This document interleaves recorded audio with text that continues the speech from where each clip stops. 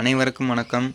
இப்போ நீங்கள் பார்த்துட்ருக்கிற இந்த வீடியோவில் கீரை சாகுபடி பண்ணுறது எப்படி, கீரை சாகுபடி பண்ணுறதுக்கு நம்ம என்னெல்லாம் பண்ணணும், தோட்டத்தெல்லாம் எப்படி தயார் பண்ணணும் அப்படின்றத முழுமையாக இந்த வீடியோவில் தெரிஞ்சுக்கலாம்.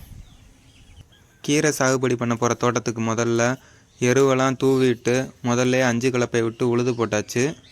அதுக்கப்புறம் இப்படி வரப்பை சுற்றி இருக்கிற புல்லெல்லாம் நம்ம நல்லா செதுக்கி விட்டுட்டோம்னா தண்ணி பாய்ச்சறதுக்கு கொஞ்சம் ஈஸியாக இருக்கும்.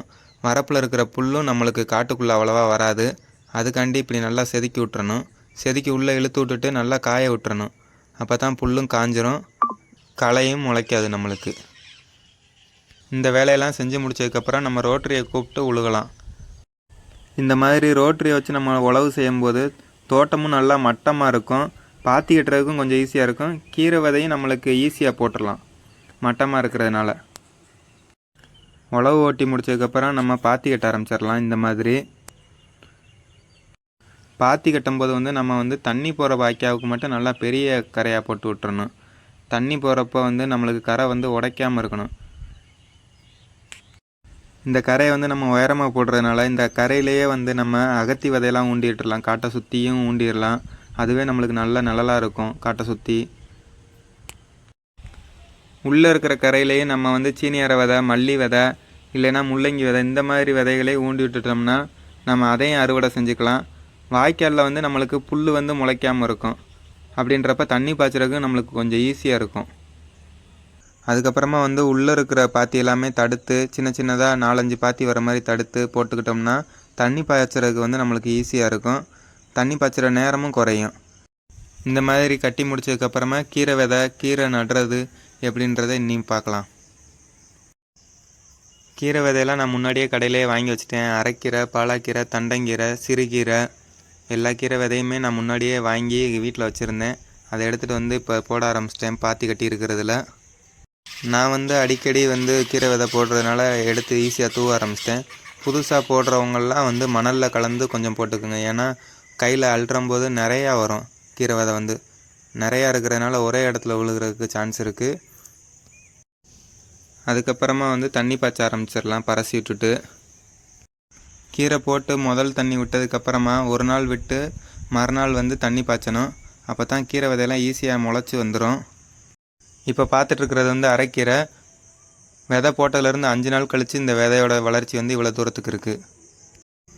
இது பாலாக்கீரை. விதை போட்டதுலேருந்து 10 நாள் ஆச்சு. 10 நாளுக்கு அப்புறம் இந்த வளர்ச்சி இவ்வளோ தூரத்துக்கு இருக்குது. கீரையை பொறுத்தளவுக்கு தண்ணி கரெக்டாக பாய்ச்சணும். ஒவ்வொரு ஏரியாவை பொறுத்து மண்ணுக்கு ஏற்றாப்புல மாறுபடும். எங்கள் ஏரியாவிலலாம் 4 நாளைக்கு ஒரு தடவை பாய்ச்சிட்ருக்கேன். ஒவ்வொரு ஏரியாவில் வெயில் அதிகமாக இருந்துச்சுன்னா 3 நாளைக்கு ஒரு தடவை பாய்ச்சுற மாதிரி இருக்கும். அது உங்கள் ஏரியாவுக்கு ஏற்றாப்புல எப்படி இருக்குன்னு பார்த்துக்கோங்க. கரையில் உண்ண சீனியரை விதையும் அகத்தி விதையும் நல்லாவே முளைச்சிருக்குது. முள்ளங்கி விதையும் கொஞ்சம் லேட்டாக தான் நட்டிருக்கேன். அதுவும் நல்லாவே வளர்ந்துக்கிட்டு இருக்கு. பொன்னாங்கண்ணி கீரை ஆல்ரெடி நாங்கள் வச்சுருந்ததுனால உடனே அறுத்து அதை நட்டாச்சு. அதுவும் நல்லாவே வளர்ந்துட்டுருக்கு. இது வரைக்கும் எந்த பூச்சி தாக்கமுமே கிடையாது. அதனால் எந்த மருந்துமே நான் அடிக்கலை. நல்லா தான் இருக்குது செடியெல்லாம். காட்டில் கோரை மட்டும் கொஞ்சம் இருக்குது. அதை மட்டும் களை எடுக்கணும். இனிமேல் தான் அம்மா எடுப்பாங்க. 10 நாளைக்கு முன்னாடி கீரை விதை போட்டப்போ ஒரு 2 பாத்திக்கு மட்டும் போடாமல் விட்டுட்டேன். பாலாக்கீரை கொஞ்சம் லேட்டாக 2 பாத்திக்கு போட்டுக்கலான்ட்டு வச்சுருந்தேன். அதில் தான் இப்போ எங்கள் அம்மா போட்டு பரசி விட்டுக்கிட்டு இருக்காங்க. இதோடு சேர்ந்து மல்லி விதையும் வாங்கி வச்சுருந்தேன். அந்த மல்லி விதையுமே சீனியார விதையோட பக்கத்துலேயே ஊண்டியாச்சு. மார்கழி மாதம்ன்றனால நல்ல குளிர் சீசன். மல்லி ஈஸியாகவே வளரும். அதையும் நம்ம சந்தைக்கு கொண்டு போய்க்கலாம். அதுக்காண்டி தான் நட்டு விட்டாச்சு. அதுவும் வந்துடும். மல்லி விதையெல்லாம் போட்டு முடிச்சதுக்கப்புறம் தண்ணி ஓட்டி பாய்ச்ச ஆரம்பித்தாச்சு.